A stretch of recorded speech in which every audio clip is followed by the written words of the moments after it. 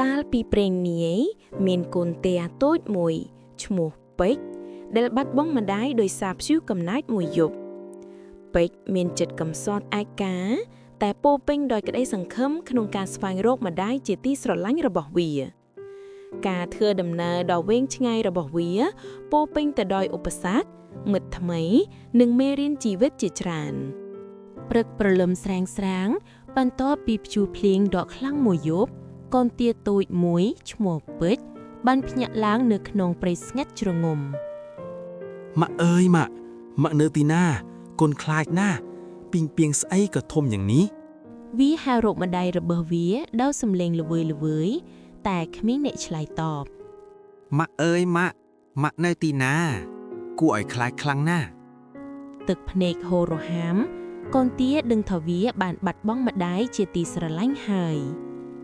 ទេសភាពជុំវិញពោពេញដោយមេឃឈើបាក់បែកនិងស្លឹកឈើជ្រុះខ្ចាត់ខ្ចាយពេជ្រមិនព្រមចោះចាញ់ឡើយជាមួយនឹងបេះដូងតូចមួយពោពេញដោយក្តីសង្ឃឹមវាសម្រេចចិត្តចេញដំណើរស្វែងរកម្ដាយរបស់ខ្លួនវាដែរបណ្ដាមើលទៅឆ្វេងស្ដាំបណ្ដា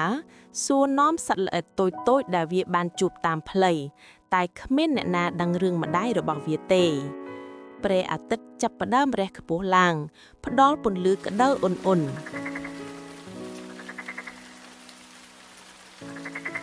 ពេលថ្ងៃត្រង់ពេជ្របានទៅដល់មាត់ស្រះមួយនៅទីនោះវាបានជួបសត្វកង្កែបចំណាស់មួយក្បាលដែលកំពុងអង្គុយលើស្លឹកឈូកពេជ្របានសួរកង្កែបថាតើវាធ្លាប់ឃើញម្ដាយរបស់វាដែលបាត់បង់ដែរឬអត់កង្កែបចាស់ក៏ប្រាប់ថាព្យុះកាលពីយប់មិញបានបោកបក់សត្វជាច្រើនទៅទិសខាងលិចឆ្ងាយជំរាបសួរអ៊ំកង្កែបតើអ៊ំមានឃើញម្ដាយខ្ញុំទេខ្ញុំបានបាត់គាត់នឹងបងប្អូនខ្ញុំកាលពីយប់មិញបាទក្មួយប្រុសព្យុះភ្លៀងកាលពីយប់មិញនេះបានបក់បោកខ្លាំងណាស់ក្មួយអ៊ំគិតថាម្ដាយក្មួយប្រហែលជាត្រូវខ្យល់បក់ទៅទិសខាងលិចនេះហើយទទួលបានដំណឹងពីកង្កែបពេជ្រក៏បន្តដំណើរទៅទិសខាងលិចពេលនេះវាត្រូវឆ្លងកាត់វាលស្រូវដ៏ធំល្វឹងល្វើយដើមស្រូវខ្ពស់ធ្វើឲ្យវាពិបាកមើលផ្លូវណាស់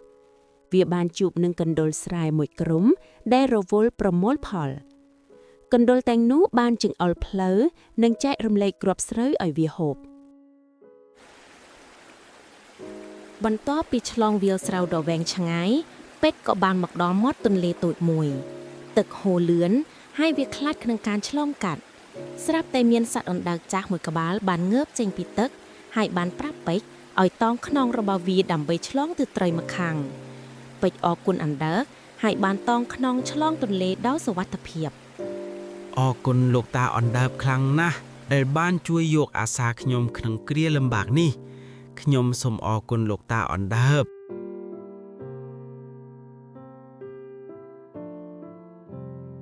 ពេលឆ្លងទន្លេហើយ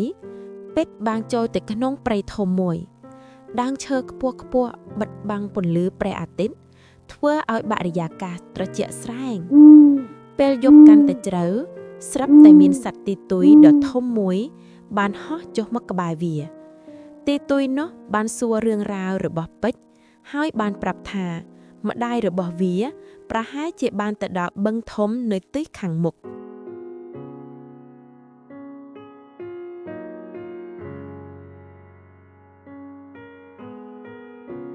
ពេលកំពុងបន្តដំណើរក្នុងព្រៃពេជ្របានជំពប់ជាងដួលចូលក្នុងរណ្ដៅតូចមួយវាព្យាយាមងើបចេញតែមិនរួចកំពុងតែអស់សង្ឃឹមស្រាប់តែមានសត្វកំប្រុកពីរក្បាលបានរត់មកជួយពួកវាបានប្រើមែកឈើមួយដើមដើម្បីឲ្យពេជ្រតោងឡើងចេញពីក្នុងរណ្ដៅបានដោយសុវត្ថិភាពជាមួយនឹងជំនួយពីមិត្តភក្តិថ្មីពេជ្រកាន់តែមានកម្លាំងចិត្តវាបានដើរដោយភាពអង្អាចក្លាហានទៅកាន់បឹងធំដោយដែលសត្វទីទុយបានប្រាប់ទេសភាពចាប់ផ្ដើមផ្លាស់ប្ដូរពីព្រៃទៅជាវាលស្មៅលាតសន្ធឹងជាមួយនឹងផ្កាចម្រុះពណ៌ក្តីសង្ឃឹមកាន់តែរីកធំឡើងក្នុងចិត្តរបស់ពេជ្រនៅពេលដែលពេជ្រទៅដល់មាត់បឹងធំវាបានឃើញសត្វទាជាច្រើនកំពុងហាលទឹកលេងយ៉ាងសប្បាយរីករាយ បេះដូងរបស់វាលោតញាប់ក្តីសង្ឃឹមកាន់តែកើនឡើងវាបានហែវចូលទៅជិតភូងទាទាំងនោះហើយបានស៊ូរកម្ដាយរបស់ខ្លួនទៅកាន់ទាឈ្មោលមួយក្បាល ពូអើយពូតើពូមានឃើញម្ដាយខ្លុំទេតើបាត់អីខ្ញុំបានបាត់កាត់2ថ្ងៃហើយបើពូឃើញជួយប្រាប់ផង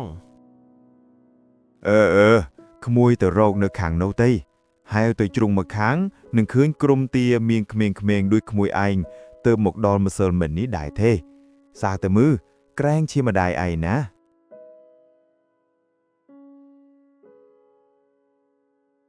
ស្របពេលនោះស្រាប់តែមានសត្វទានីមួយក្បាលបានងាកមកមើលពេជ្រភ្នែករបស់ទាទាំងពីរក៏បានសម្លឹងមើលគ្នាទៅវិញទៅមកទាឈ្មោលដែលពេជ្រសួរបានងាកមកនិយាយថា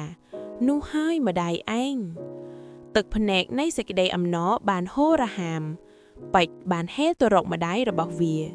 ទាទាំងពីរក៏បានអបគ្នាដោយក្តីស្រឡាញ់ហើយសត្វទាដទៃទៀតក៏សប្បាយរីករាយជាមួយនឹងការជួបជុំនេះ